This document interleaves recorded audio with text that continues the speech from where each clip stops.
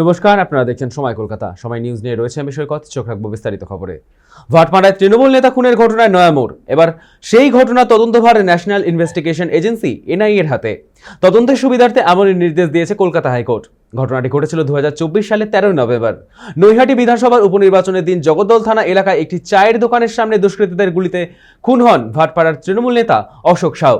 অভিযোগ, গুলির পাশাপাশি বোমাও চলেছিল। তখন এমন মর্মান্তিক ঘটনার পর উত্তাল হয়েছে গোটা ভাটপাড়া এলাকা। তারপর পুলিশ তদন্ত নেমে 7 জনকে গ্রেপ্তার করলেও পরবর্তীতে 2 জন ছাড়া পেয়ে যায়। শুরু থেকেই সেই তদন্তে অসন্তোষ প্রকাশ করেছিল নিহতের পরিবার। তাদের দাবি, খুনের মূল অভিযুক্ত এখনো অধরা। এরপর সেই অভিযোগের ভিত্তিতে হাইকোর্টের দ্বারস্থ হয় পরিবার। শেষমেশ আবেদনে সাড়া দিয়ে এনআইএ তদন্তের নির্দেশ দেয় আদালত। অপরদিকে খুনের পর থেকেই অশোক সাউয়ের পরিবার পাশে দাঁড়িয়েছিলেন বিজেপি নেতা অর্জুন সিং। তবে তৃণমূলের অন্দরে একেবারে ভিন্ন সুর। ভাটপাড়া পৌরসভার ভাইস চেয়ারম্যান দেবজ্যোতি ঘোষের দাবি, এনআইএ এলেও কিছু বদলাবে না, এর পেছনে রয়েছে বিজেপি। সব মিলিয়ে ভাটপাড়ার রাজনৈতিক আবহ তুঙ্গে।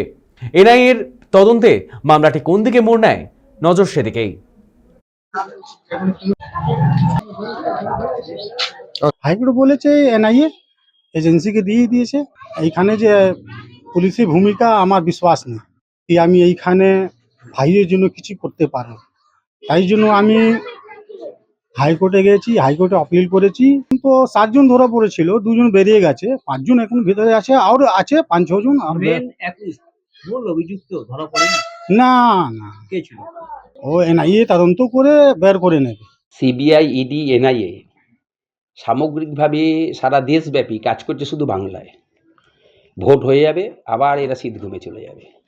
আপনাকে বুঝতে হবে, দেখুন, কেউ যদি হত্যা হয় তার তদন্ত যদি এনআইএ নেয়, নিক না, আমরাও তো চাই হত্যাকারী ধরা পড়ুক, কিন্তু আমি দিক না কোর্ট রায়। কোর্টও তো অনেক রায় দিয়েছে, সারদার মামলায় কোর্ট রায় দিয়েছে, সিবিআইকে সব মামলায় তো সিবিআইকে কোর্ট রায় দিয়েছে। তার কি উদ্ধার হয়েছে?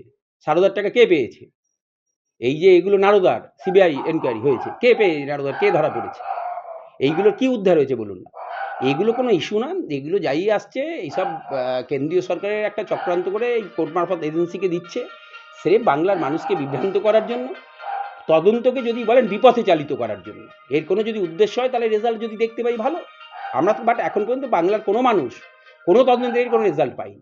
দীর্ঘ আইনি লড়াই, অসল অপরাধীকে আড়াল করা পুলিশ চেষ্টা করেছিল। ইভেন এমন চেষ্টা করেছিল কেসটা ট্রায়ালে দিয়ে দিয়েছে, সাক্ষী শুরু করিয়ে দিয়েছে। কিন্তু ওর পরিবারের লোকের পাশে আমরা ছিলাম। আমরা প্রথম দিনই বলে অশোক সাহেব কি আমরা আমাদের থেকে যদি আইনি সাহায্য নেয় আমরা দেব, আমরা ওর পাশে ছিলাম। ওর ভাই এই লড়াইটা করেছে কোর্টের কাছে। কোর্ট একটা রায় দিয়েছে কি ট্রায়ালটাকে স্টপ করেছে আর কেসটাকে এনআইএকে তদন্ত নির্দেশ দিয়েছে। কেন সেই সময় গুলি, বম দুটোই ইউজ হয়েছিল। যে অ্যাক্ট, যে ধারা দেওয়ার কথা ছিল পুলিশকে, এক্সপ্লোসিভ অ্যাক্ট, সে ধারাটা দেয়নি।